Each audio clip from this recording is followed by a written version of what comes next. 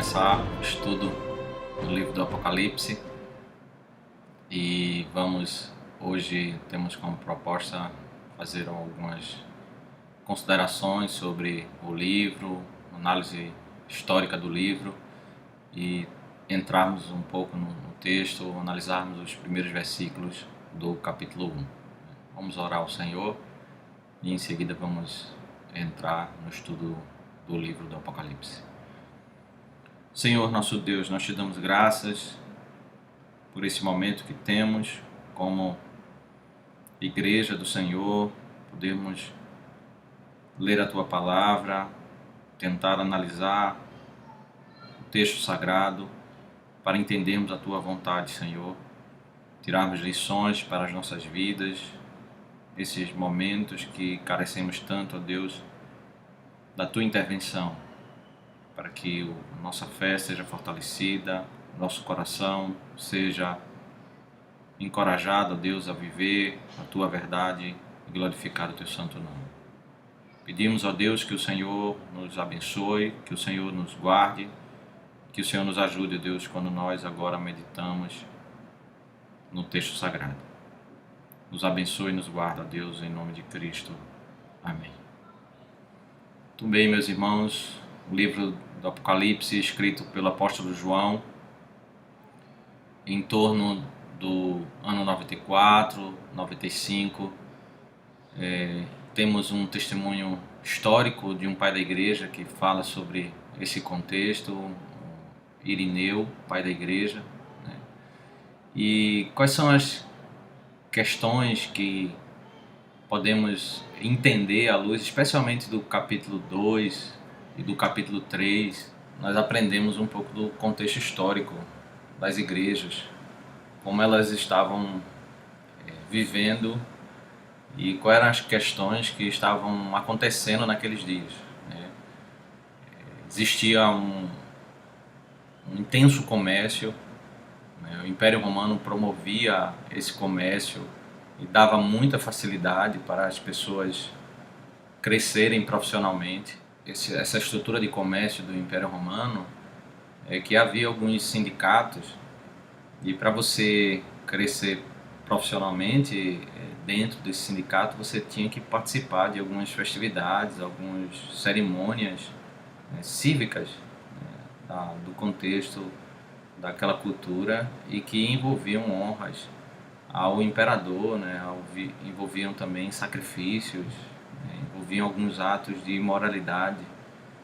E o contexto em que o livro de Apocalipse é escrito, podemos entender isso à luz de informações históricas e também do capítulo 2 e capítulo 3, é que a igreja estava se adequando a essa cultura, pensando muito nas facilidades que eles tinham ao fazer aliança com a cultura do Império Romano, participando desses sindicatos e não sendo firme nos princípios da palavra de Deus em que eles deveriam seguir, né? Em todo o livro de Apocalipse nós vamos ver um exemplo de uma pessoa sendo morta, o Antipas, mas de modo geral podemos ver que o livro fala sobre uma perseguição que viria no futuro sobre a igreja, mas eles não estavam vivendo dias de intensa perseguição. Na realidade eles estavam vivendo uns dias em que tinham muita oportunidade de negócio pela facilidade dentro do Império Romano, se eles se adequassem àquela cultura, se eles fizessem aliança com o Império Romano, e por isso eles estavam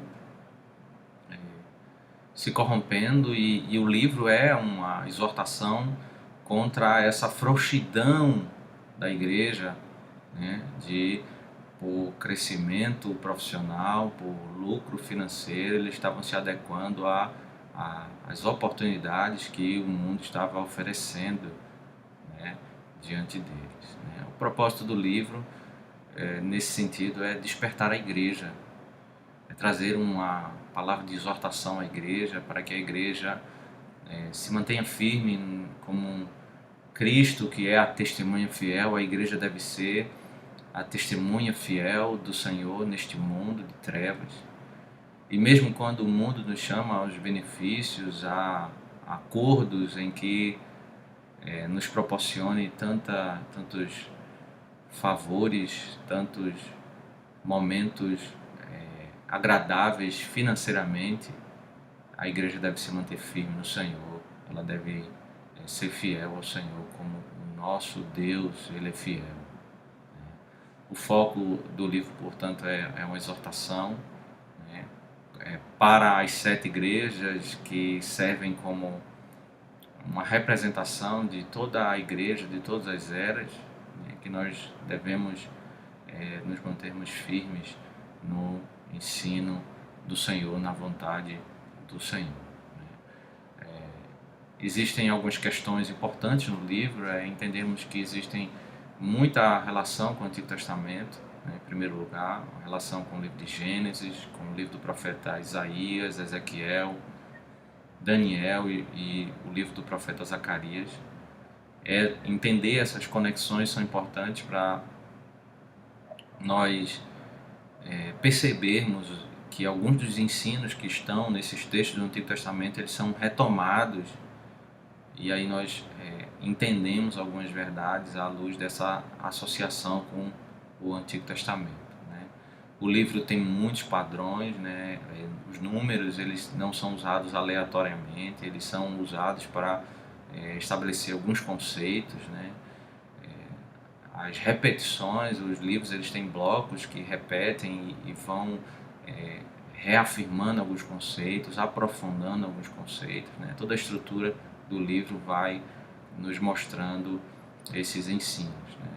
Mas especialmente a proposta do livro é confrontar, né, a igreja que está se esfriando, está não sendo firme no seu agir, diante de um mundo que estabelece uma proposta de corrupção e trazendo ganhos, né, financeiros para a vida da igreja. Muitos são as propostas de interpretação desse livro, né? Alguns que um movimento chamado de preterismo a escola de interpretação que foca no passado, como toda a ênfase do livro é olhando para até os eventos que aconteceram até o ano 70, né? O historicismo é aquele que olha para o livro como uma descrição de tudo que ocorre ao longo da história até a segunda vinda.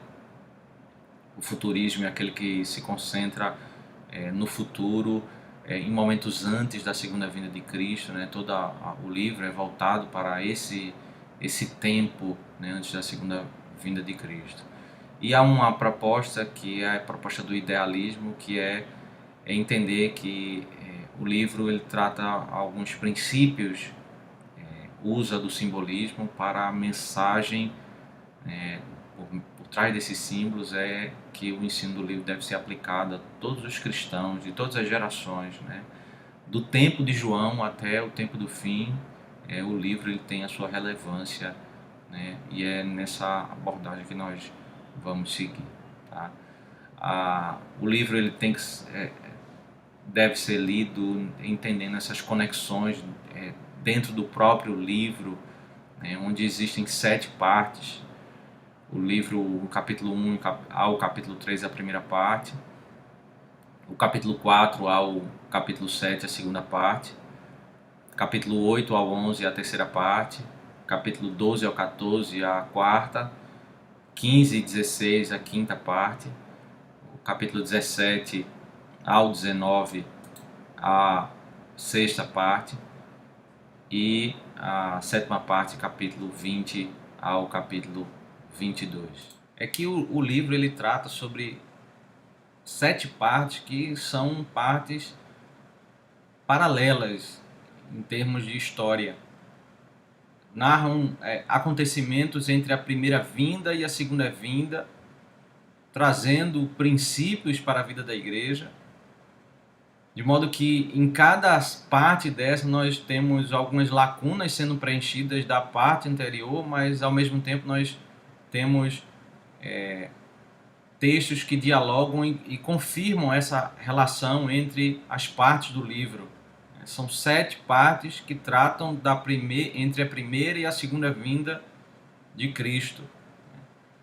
Nós temos 2 partes maiores, podemos entender esses 2 agrupamentos, as 3 primeiras sessões, né, que juntas fazem um agrupamento do capítulo 1 ao 11, trata da luta entre os crentes e os incrédulos, enquanto que a segunda parte do livro, do capítulo 12 ao capítulo 22, envolve o pano de fundo aí, né, espiritual, a guerra espiritual que está por trás desses conflitos entre crentes e incrédulos que acontecem aí do capítulo 1 ao capítulo 11, tá bom?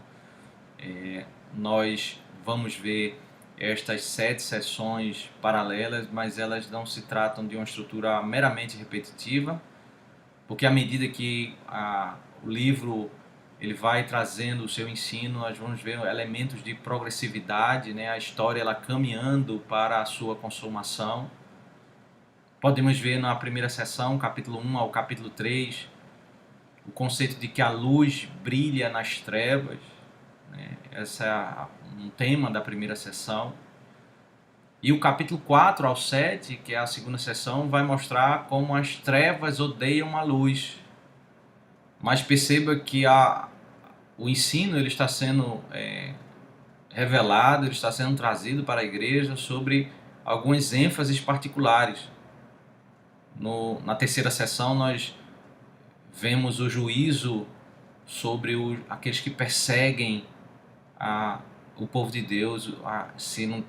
Na segunda sessão as trevas odeiam a luz, a terceira sessão é o juízo sobre esses que andam nas trevas. Na quarta sessão é o conflito entre a igreja e o mundo como um resultado do conflito entre Cristo e Satanás. O capítulo 15 e 16 tratam sobre alguns juízos, até que no capítulo 17 ao 19 nós temos uma queda definitiva da Babilônia, para no capítulo 20 ao 22, né, a consumação, a derrota final, a queda do dragão. Uma marca muito forte no livro é a questão do simbolismo. O livro é cheio de figuras e nós precisamos entender essas figuras à luz do todo do livro, não nos perdemos em detalhes, em minúcias e não extrairmos a mensagem por trás dos símbolos. Vamos evitar identificar cada trecho do livro, cada verso do livro como um evento particular na história, porque especialmente nós entendemos que o livro ele é relevante para os leitores do primeiro século. Não vamos colocar o livro como uma ênfase puramente no futuro, e como se ele não falasse à geração dos seus primeiros leitores, à geração do primeiro século. Vamos entrar propriamente no texto e vamos analisar aqui o verso 1 ao verso 3. A palavra de Deus nos diz: revelação de Jesus Cristo, a qual Deus lhe deu para mostrar aos seus servos as coisas que em breve devem acontecer, e que ele, enviando o seu anjo, deu a conhecer a seu servo João, que atestou a palavra de Deus e o testemunho de Jesus Cristo quanto a tudo o que viu. Bem-aventurado aquele que lê, e bem-aventurados aqueles que ouvem as palavras da profecia e guardam as coisas nela escritas, pois o tempo está próximo.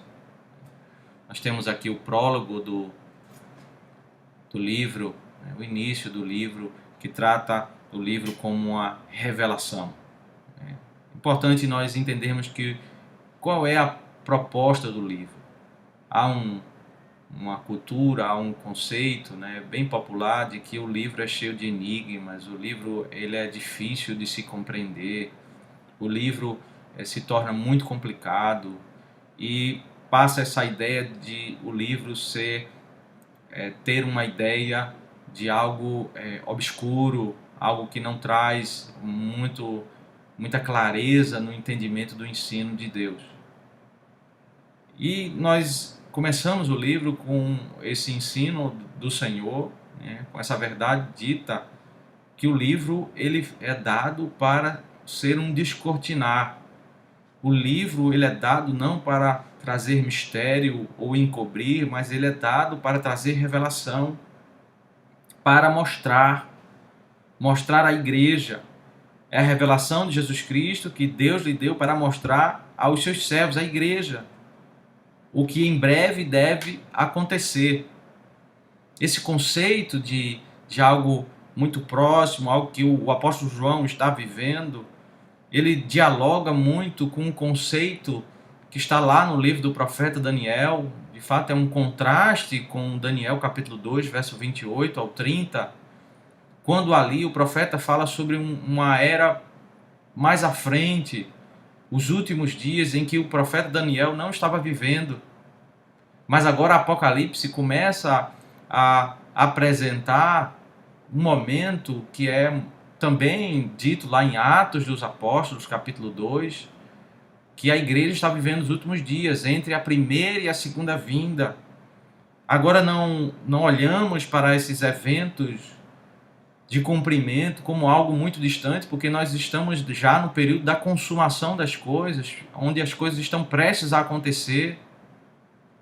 E João destaca isso, está em breve devem acontecer, porque nós estamos nesse período, o período do cumprimento das profecias. Não podemos olhar para o livro de Apocalipse como algo muito distante de João ou daqueles que vão ler o livro. As 7 igrejas, elas vão ler o livro porque o livro é relevante para elas, para falar sobre a verdade de Deus, para exortar elas, para encorajar, animar, consolar elas. É relevante para aqueles dias porque a igreja, desde a primeira vinda, está vivendo os seus últimos dias. Apocalipse não é completamente futurista, porque se fosse completamente falando sobre eventos apenas da segunda vinda de Cristo, ele seria quase que completamente irrelevante para aquelas pessoas naqueles primeiros dias, porque Apocalipse também trata sobre vários eventos que estavam acontecendo naqueles dias. Aqui a relação entre a revelação e o testemunho no verso 2. O verso 2 diz que atestou a palavra de Deus e o testemunho de Jesus Cristo quanto a tudo o que viu. O testemunho de Jesus Cristo é a palavra de Deus. João, ele testemunhou o testemunho de Jesus. Esse jogo de palavras é importante no livro porque o livro é um chamado a nós sermos as testemunhas fiéis. Assim como Cristo é a testemunha fiel, assim como João testemunhou, e é por isso que ele está preso, porque ele não se amoldou ao Império Romano, ele não se amoldou aos dias em que ele estava vivendo, às propostas de corrupção e se amoldar ao mundo daqueles dias. Mas ele é uma testemunha do Senhor e por isso ele está preso. Esse par de expressões também, a palavra de Deus e a testemunha de Jesus Cristo, acontecem em muitos trechos do livro, capítulo 1, verso 9, capítulo 6, verso 9, capítulo 12, verso 17, 14, verso 12, Apocalipse 20, verso 4, né? Fala sobre essa ênfase no testemunho, né? Nós podemos ver isso ao longo de todo o livro, porque o livro é um chamado para testemunharmos. E como o livro, a ser ouvido, ao ser assimilado, ao ser guardado no coração pelos que ouvem, ele traz para nós uma bem-aventurança. O verso 3 diz: bem-aventurado aquele que lê, e bem-aventurados aqueles que ouvem as palavras da profecia e guardam as coisas nela escritas, pois o tempo está próximo. Bem-aventurado é aquele que vai ler diante da igreja. Bem-aventurado é aquele que vai ouvir a exposição desse livro, a leitura e a exposição do livro, porque ele vai ouvir a verdade de Deus, ele vai ouvir aquilo que o Senhor está trazendo para mostrar à igreja, o seu ensino, a sua vontade. Mas especialmente, bem-aventurado é aquele que guarda. Muito mais do que chegar para ouvir um conjunto de informações. é ouvir aquilo que o Senhor está exortando o seu povo, está encorajando e orientando o seu povo para colocar em aplicação em sua própria vida, e aí nós temos uma bem-aventurança. E aí nessa promessa de bem-aventurança, ao lidarmos com o livro, nós entendemos esse conceito, que o livro ele trata mais do que profecia. O livro ele é uma palavra de orientação, de exortação para o povo, de que se nós ouvirmos atentamente as verdades e vivermos essas verdades, nós teremos uma implicação sobre nossas vidas, nós seremos bem-aventurados. O tempo está próximo, é o mesmo conceito de que nós estamos vivendo nos últimos dias, ainda que tudo vai se intensificar até chegar a uma consumação, mas a palavra do livro é que nós estamos vivendo nesses dias, o reino já é chegado e o reino ainda vai vir. Nós estamos vivendo no tempo em que as profecias se cumprem. Se a igreja está esfriando no tempo em que as mais terríveis perseguições ainda não acontecem, imagine num momento mais para frente, quando as perseguições vão acontecer na vida da igreja.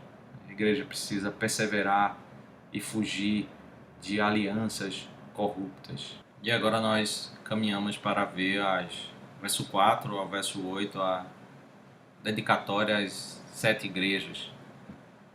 João, as 7 igrejas que estão na província da Ásia.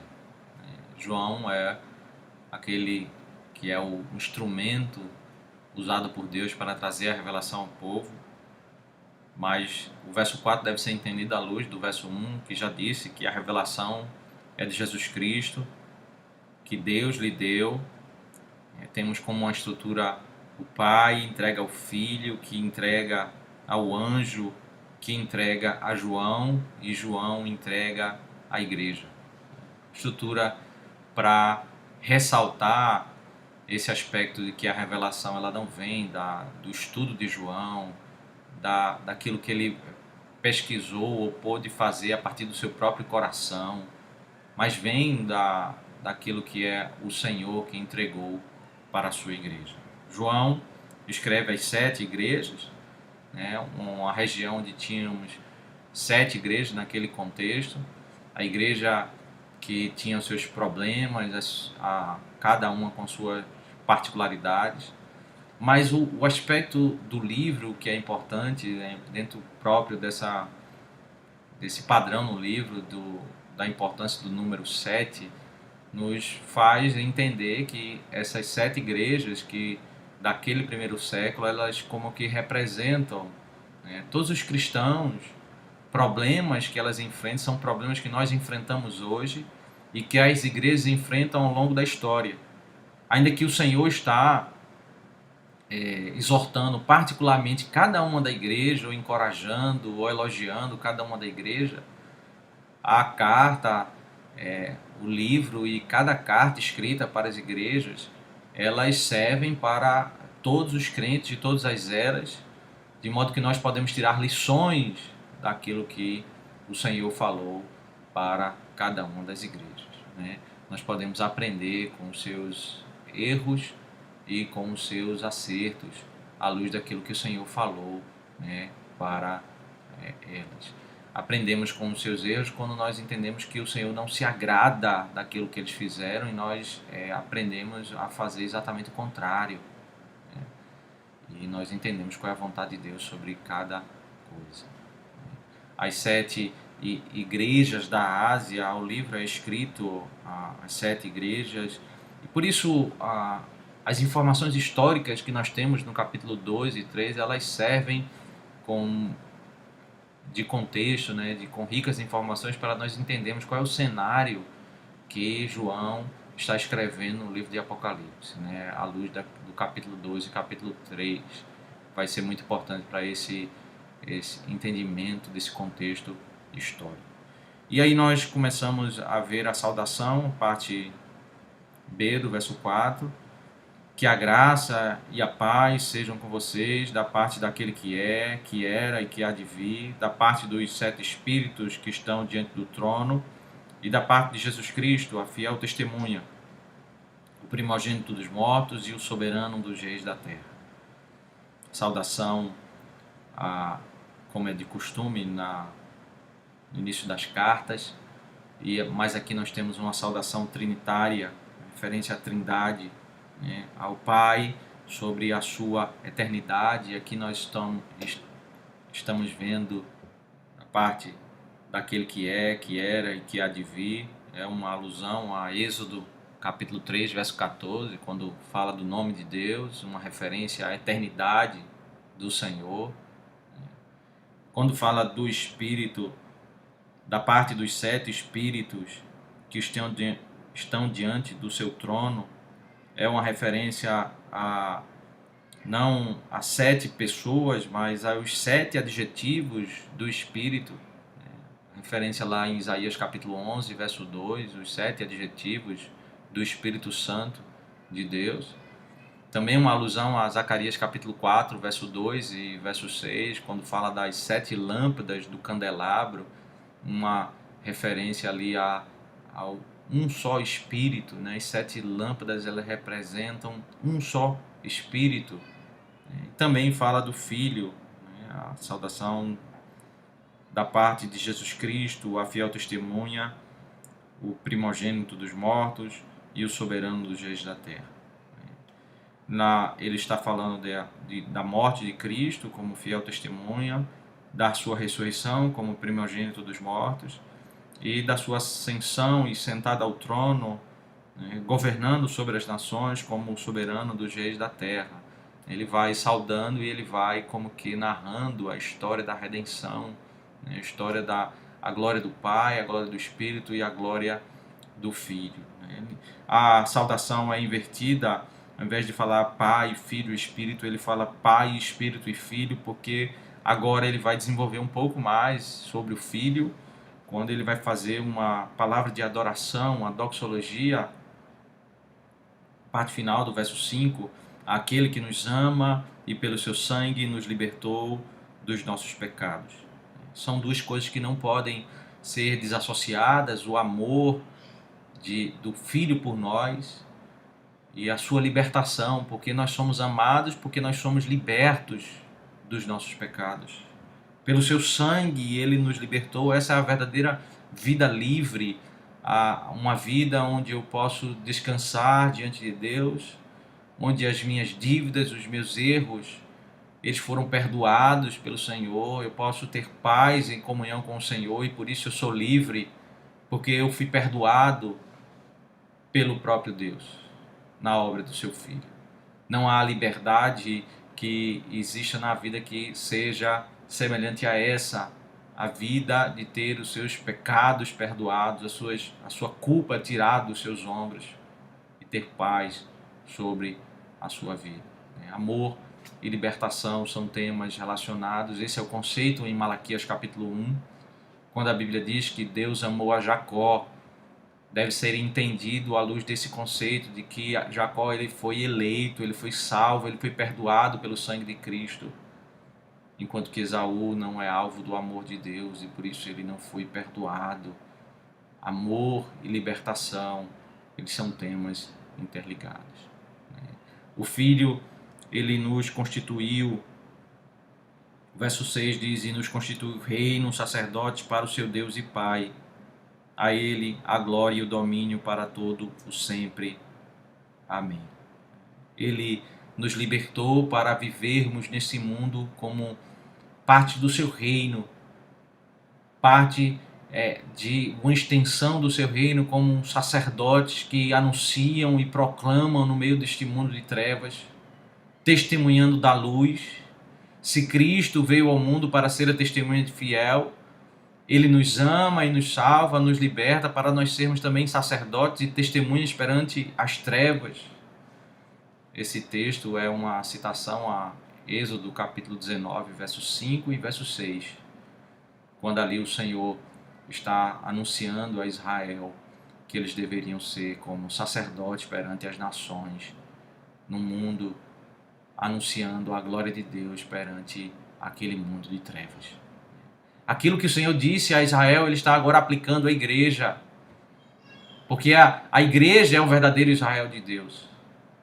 Agora a igreja é chamada para anunciar a glória de Deus, anunciar, testemunhando, né, das verdades de Deus, para que as pessoas conheçam esse a quem nós servimos como representantes do Senhor perante o mundo. Esse é o texto de Êxodo 19 que é citado por Pedro em 1 Pedro capítulo 2, verso 9 e 10, quando ali nós somos chamados para proclamar, para evangelizar sobre a missão da igreja de sermos sacerdotes ao testemunhar da glória de Deus perante um mundo de trevas. Esse Deus Filho, a quem tem a glória e o domínio para todo o sempre.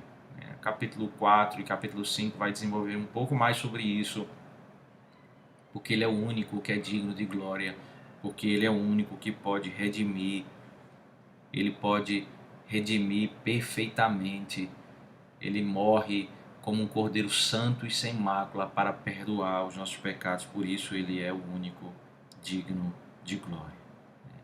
E aí o texto começa, verso 7 e verso 8, a falar da realeza do Filho e da soberania do Pai. Depois da saudação, depois da palavra de adoração, nós temos uma ênfase nessa soberania, mas também um destaque profético do texto quando fala sobre a segunda vinda. E aí ele faz de modo invertido, né, ao que ele fez do verso 4 ao verso 6, ele começa pelo Pai e termina com o Filho. E o verso 7 ao verso 8 ele começa com o Filho e termina com o Pai. Eis que ele vem com as nuvens e todo olho verá, até mesmo aqueles que o traspassaram. E todas as tribos da terra se lamentarão por causa dele, certamente. Amém. Aqui, meus irmãos, nós temos a descrição do que vai ser a segunda vinda, uma alusão a textos aqui como Daniel capítulo 7, verso 13 e 14, e Zacarias capítulo 12, verso 10. Esse texto ele trata exatamente como uma vinda visível. O Senhor ele virá para consumar o seu reino e todos irão presenciar, inclusive aqueles que não creram no Senhor, aqueles que zombaram do Senhor. Interessante do texto é que a citação que no seu contexto trata sobre a rejeição de Israel, a rejeição daqueles que estavam presentes na hora da cruz, agora é aplicada para todos aqueles que rejeitam o Senhor em todas as épocas, em todas as eras. Eles presenciarão, todos vão presenciar a vinda do Senhor, e aqueles que não creram no Senhor vão se lamentar, de modo que a vinda do Senhor será visível, será algo mostrado do Oriente ao Ocidente, como diz o texto de Mateus capítulo 24. As pessoas vão ver a vinda do Senhor e aqueles que não creram no Senhor vão se lamentar. Há um ensino de que a vinda do Senhor ela será secreta e será nesse momento em que a igreja será levada para a vontade do Senhor e algumas pessoas não vão ver. Mas nos parece claro, à luz desse texto, que esse ensino não é bíblico, porque a segunda vinda do Senhor será visível. E aí ele volta a falar sobre o Pai: eu sou o Alfa e o Ômega, diz o Senhor Deus, aquele que é, que era e que há de vir, o Todo-Poderoso. Nós temos a repetição de algumas informações que é dita sobre o Pai no verso 4, aquele que é, que era e que há de vir, mas ele acrescenta mais algumas informações ao dizer que ele é o Alfa e o Ômega, a primeira e a última letra do alfabeto grego, mas que fala sobre a mesma verdade, sobre a eternidade de Deus, ele sendo o primeiro e o último, ele é o Criador, e o conceito de que ele é o Todo-Poderoso. Então nós temos expressões diferentes para falar o mesmo conceito. O livro do Apocalipse ele vai como que fazendo isso, muitas vezes repetindo informações, e à medida que ele vai repetindo, ele vai esclarecendo, ele vai acrescentando, ele vai trazendo mais riqueza de detalhes sobre aquilo que ele foi ensinado anteriormente. Apocalipse 1, verso 1 ao verso 8. O que é que nós podemos aprender com esses versos, essas informações de contexto que nós tivemos aqui, e esses versos que nós lemos aqui e consideramos à luz desse texto, né? Primeiro é que nós precisamos preparar o nosso coração para ler todo o livro e tirando esses falsos conceitos de que o Apocalipse ele é um livro para não ser entendido, porque o Senhor ele deu essa revelação para mostrar à igreja, para trazer entendimento à vida da igreja. O livro foi escrito para todo o povo de Deus, não foi escrito apenas para João entender, mas João deveria receber e ensinar ao povo de Deus, aos servos de Deus, para a igreja compreender e usufruir dos ensinos que temos nesse livro. Deus ele nos deu esse livro para sermos alimentados pelas suas verdades, para sermos encorajados, mas muitas vezes, meus irmãos, a dificuldade que nós temos é porque nós não fazemos a associação desse livro com os ensinos do Antigo Testamento. Não entendemos a progressividade da revelação e vamos olhar esse livro ou ler esse livro de modo isolado à luz dos ensinos que são revelados pelo Senhor à luz da própria Escritura. E esse livro ele termina sendo enigmático quando nós vamos examinar textos ignorando verdades que já foram explicadas e ensinadas no livro do profeta Isaías, no livro do profeta Ezequiel, no livro do profeta Zacarias, ou nos demais livros da Escritura. Nós ignoramos esses ensinos e aí nós partimos diretamente para o Apocalipse e nós nos deparamos com um mar de informações e ficamos como que perdidos, como que diante de enigmas, porque nós estamos distante da própria Escritura, dessa riqueza de textos que vêm anteriormente e nos preparam para estudar o livro do Apocalipse. Mas aí nós precisamos corrigir isso ao fazer o estudo sobre esses outros textos e entendendo as relações que o livro do Apocalipse faz e nos ensina, mas não nos apartando desse conceito de que Deus nos deu esse livro para nos mostrar, para nos fazer entender. Então nós temos que ir atrás desse objetivo, ir atrás dessa proposta do livro, que é entender aquilo que o Senhor quer nos mostrar. A segunda coisa que nós podemos extrair dessa primeira leitura, primeiro estudo do livro do Apocalipse é sobre a implicação da nossa salvação. Deus ele enviou o seu Filho para nos libertar pelo seu sangue. E isso ele fez porque ele nos amou, mas ele fez isso para nos chamar para sermos reino e sacerdote. Me parece que esse verso ele vai ser desenvolvido ao longo do livro, essa ênfase nesse chamado da igreja para, diante de um mundo de trevas, viver em santificação, viver como um reino de sacerdotes, pessoas que vamos lidar diante do mundo e nós vamos falar para elas sobre qual é a vontade de Deus, o que é que Deus se agrada, o que é que Deus não se agrada. Nós vamos testemunhar da glória de Deus perante o mundo.